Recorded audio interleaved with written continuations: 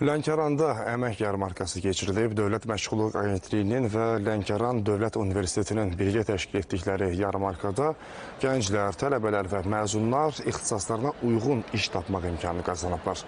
Onlara 37 müəssisədən 250-dən çox boş iş yeri təklif olunub. Digər əmək yarmarkalarında olduğu kimi bu dəfə də vakansiyaların əksəriyyəti özəl sektorun payına düşüb. Ölkə üzrə ilin əvvəlindən indiyədək 95 əmək yarmarkası təşkil olunub. Yaxınlaşdım, 3-4 müəssisəyə CV verdim. Çox gözəl alındı, çox uğurlu idi.